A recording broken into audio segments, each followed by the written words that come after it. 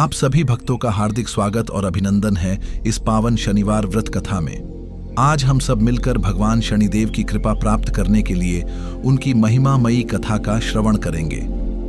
तो सबसे पहले आप सभी भक्तगण अपने हाथ जोड़कर मन को एकाग्र करके श्रद्धा और विश्वास के साथ ओम श्री शनैश्चराय नमः का उल्लास पूर्वक जाप करें। भक्तगण जोर से बोलें, ओम श्री शनैश्चराय नमः। अब आप सब अपने आसन पर बैठ जाएं और कथा श्रवण की तैयारी करें। सुनिए, यह कथा कोई साधारण कथा नहीं है। यह तो संकट मोचन की कथा है, दरिद्रता दूर करने की कथा है, भय और चिंता से मुक्ति दिलाने वाली कथा है। शनिदेव न्याय के देवता हैं। वे किसी को बिना कारण दंड नहीं देते और ना ही किसी के पाप को छोड़ते हैं। इसलिए आज हम जो कथा सुनेंगे उसे पूरे मन से सुनेंगे और अपने जीवन में उतारने का प्रयास करेंगे। सबसे पहले हम बात करते हैं इस व्रत को करने की विधि की। हे भोले भक्तों, शनिवार के दिन सुबह जल्दी उठकर स्नान आदि से निवृत्त हो जाएं। साफ वस्त्र धारण करें। घर के मंदिर या पूजा स्थल को स्वच्छ करें। एक चौकी रखें और उस पर गाय का गोबर लिपकर उस पर एक कलश स्थापित करें। उस कलश में जल, रोली, अक्षत, सुपारी और सिक्का डालकर उस पर नारियल स्थापित करें। अब शनिदेव की मूर्ति या चित्र स्थापित करें। उन्हें काले तिल, सरसों का तेल, उड़द की दाल, लोहा, काला वस्त्र, नीले फूल आदि अर्पित करें। धूप दीप जलाएं। काले तिलों से हवन करें और ओम शम शनैश्चराय नमः मंत्र का जाप करें।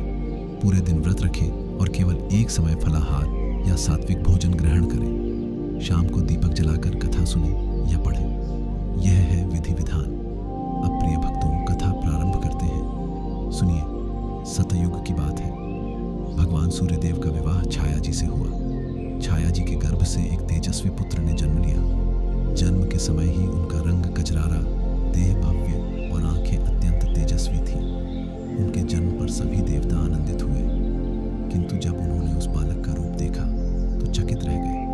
उनका शरीर अत्यंत कृष्ण वर्ण का था और वे बहुत ही गंभीर प्रकृति के थे। उन्होंने जन्म लेते ही अपनी माता छाया की ओर देखा और फिर सीधे पिता सूर्यदेव की ओर देखकर एक तक निहारा। उनकी इस दृष्टि के प्रभाव से स्वयं सूर्यदेव का रथ अचानक आकाश में ही रुक गया। सारे संसार में अंधकार छा गया। सभी देवता घबरा गए। तब ब्रह्मा जी ने आकर सूर्यदेव से कहा, हे भास्कर, आपके इस पुत्र का तेज अद्भुत है। इनकी दृष्टि बहुत ही प्रभावशाली है। ये स्वयं न्याय के देवता बनेंगे और इनका नाम शनैश्चर होगा। इनकी दृष्टि जिस पर पड़ेगी वही इनके प्रभाव से प्रभावित होगा। ये संसार में धर्म की स्थापना करेंगे। समय बीतता गया और शनिदेव बड़े हुए। उन्होंने भगवान शिव की कठोर तपस्या की। उनकी तपस्या से प्रसन्न होकर भगवान शंकर ने उन्हें नवग्रहों में सर्वोच्च स्थान प्रदान किया और घोषित किया कि इनकी दृष्टि जिस पर भी पड़ेगी, चाहे वह देवता हो, दानव हो या मनुष्य हो, उसे इनके प्रभाव को भोगना ही पड़ेगा। इन्हें न्यायाधीश का पद प्रदान किया गया।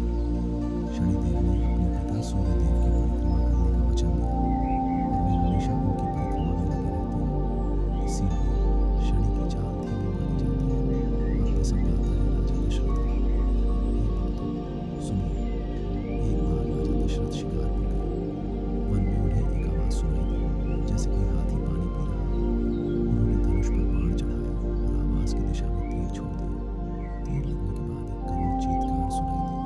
जब वे दौड़े तो देखा कि एक युवक मरणासन्न अवस्था में पड़ा है और उसके सीने से तीर लगा हुआ है। वह युवक एक श्रवण कुमार था जो अपने अंधे माता पिता के लिए पानी लेने आया था। मरते समय उसने राजा दशरथ से वचन लिया कि वे उसके माता पिता को इस दुखद समाचार को सही ढंग से सुनाएं।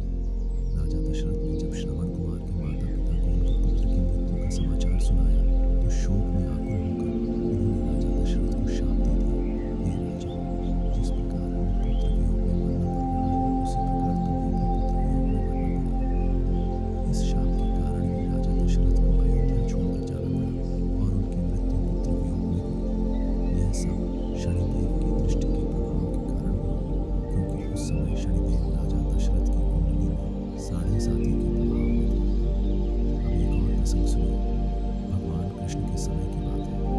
जब श्री कृष्ण मथुरा में थे, तब एक दिन उन्होंने देखा कि एक सुंदर स्त्री रोती हुई उनके पास आ रही है। उसने कहा, हे प्रभु, मेरा नाम नंदादना है। मैं शनिदेव की पत्नी हूँ। मेरे पति ने मुझे किसी बात पर क्रोधित होकर त्याग दिया है। मैं आपकी शरण में आई हूं, कृपया मेरी सहायता करें। भगवान कृष्ण ने उसे आश्वासन दिया। कुछ समय बाद शनिदेव भगवान कृष्ण की परीक्षा लेना चाहते थे। वे एक बूढ़े व्यक्ति का रूप धारण करके कृष्ण के पास पहुंचे और बोले, हे कृष्ण, मैंने तुम्हारी बहुत चर्चा सुनी है। कहते हैं तुम भगवान हो। क्या तुम मेरे एक कार्य को पूरा कर सकते हो? कृष्ण बोले, आज्ञा दीजिए। शनिदेव बोले, मेरी एक गाय है जो इस जंगल में खो गई है, उसे ढूंढ कर ला सकते हो? कृष्ण मुस्कुराए और तुरंत चल पड़े। जंगल में जाकर उन्होंने गाय ढूंढ निकाली और उसे लेकर वापस आए। जब वे गाय लेकर आए तो उस बूढ़े व्यक्ति ने कहा, अब इस गाय का दूध निकालकर मुझे पिलाओ। भगवान कृष्ण ने वैसा ही किया।